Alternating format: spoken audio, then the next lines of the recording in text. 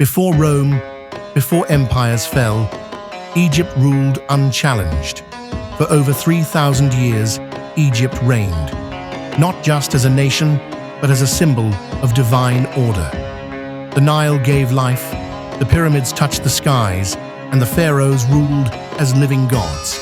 But empires rise, and empires tremble.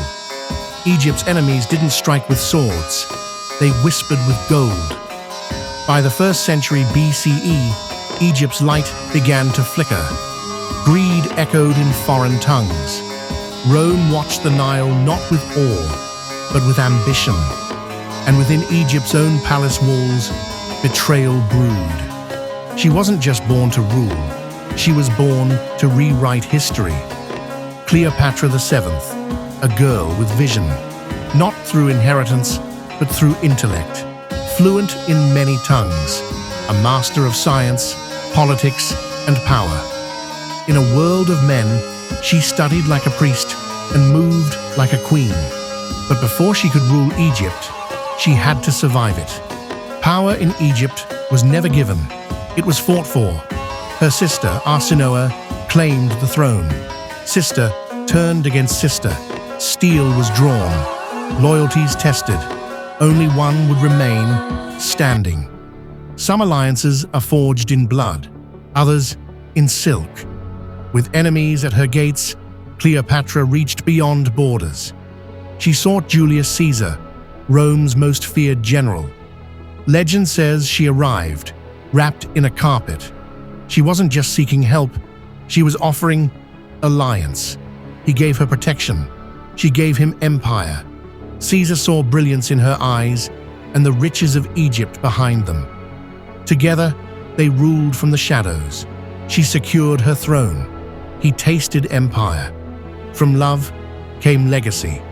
Their union bore Caesarion, the child of two worlds, blood of Rome, blood of Egypt, a living claim to global power. But when Caesar fell, so did the peace. Assassinated in the Senate, he left Cleopatra exposed. Rome fractured, enemies circled. Egypt, once again, stood alone. He was Rome's blade, she was Egypt's fire. Then came Mark Antony, Caesar's fiercest general, a warrior torn between duty and desire. Cleopatra turned fire into seduction. They fell in love, but more importantly, they plotted. Their love was spectacle, their plan, revolution. Two empires, one throne. Gold flowed like wine. Feasts burned through the night. But behind the silken perfume, they mapped a war. They didn't just defy an empire, they dared to build their own. Rome took notice. Octavian, Caesar's heir, declared war, not just on Antony, but on Cleopatra herself. The last pharaoh, the last obstacle. The sea would decide the fate of an empire. The Battle of Actium. Roman steel against Egyptian gold. Antony's fleet burned, and with it, Cleopatra's hope. The crown cracked, the empire collapsed. Back in Alexandria, loyalty faded. Streets turned to fire, and Cleopatra watched as her golden kingdom collapsed into ash. She would not be paraded in chains. In her final moments, she made a choice. Not surrender, not humiliation. She would die, a pharaoh.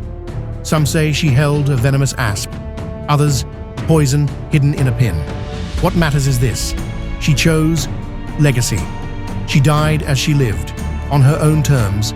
Empires fall, legends live forever. With her, the line of pharaohs ended, but her legend had just begun. Rome may have taken Egypt, but it could never erase her. Cleopatra became myth, then memory, then eternal. She was the last ruler of the Nile, the queen who defied an empire, the woman who made history immortal.